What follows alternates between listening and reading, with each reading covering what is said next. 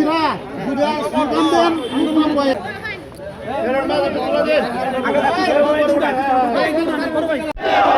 সারা বাংলার কর্মচারী এক হও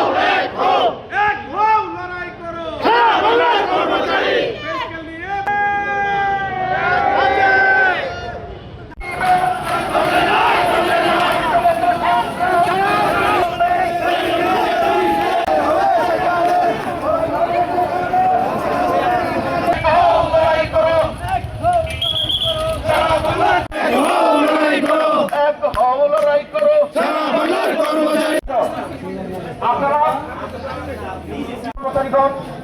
দীর্ঘ সময় ধরে বেসকেল নিয়ে বাংলাদেশের রাস্তায় রাজপথে নামতে হয়নি, কিন্তু আমরা ইতিহাস আরেকটি বিষয় আপনারা লক্ষ্য করলে দেখবেন, সমস্ত কমিশন জাতীয় বেসকেল পে কমিশন, সেই কমিশনটা একটি অধ্যায় থেকে গেল।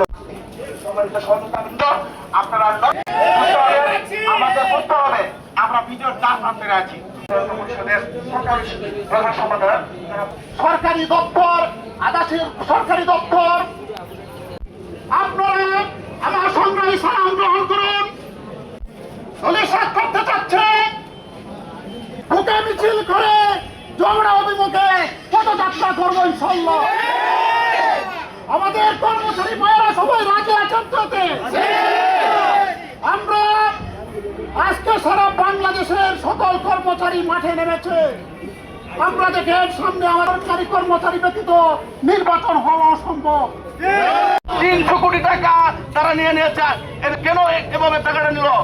কিন্তু পেস ক্লাসকে শুধু আমাদের একটা মূলা ঝুলাই দিয়ে গেছে, আর কোনো কিছুই না, শুধু একটা কাগজও না, শুধু খালি কমিশন দেখবে। আমরা কিন্তু চাইছি পরবর্তী সরকার দেখতে তারাই করতো, আমাদের কোনো প্রয়োজন ছিল না। এখন আমাদের 2015 সালে প্যাস স্কেল ঘোষণা হয়েছে, এরপরে কোনো বাজার দরের সাথে আমাদের কোনো সমন্বয় নাই। রাস্তা করে আসতে পারেন নাই কেউ, বিভিন্ন অফিস আদালত কি করে বলেন আমাদের দিকে কাল আবার করে ফিরে যাব।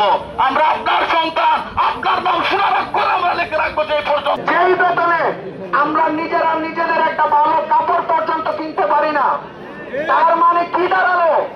আমরা আমাদের যে মৌলিক চাহিদা পর্যন্ত আমরা পূরণ করতে পারি না। সরকার মহোদয়,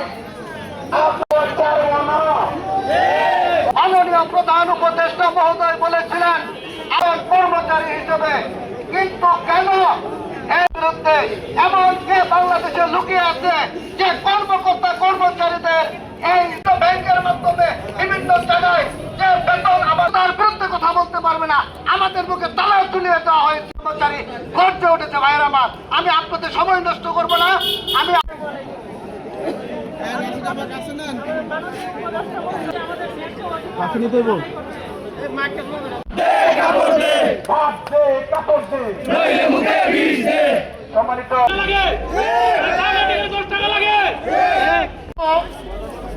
আমার কর্মচারী ভাই ও বোনেরা,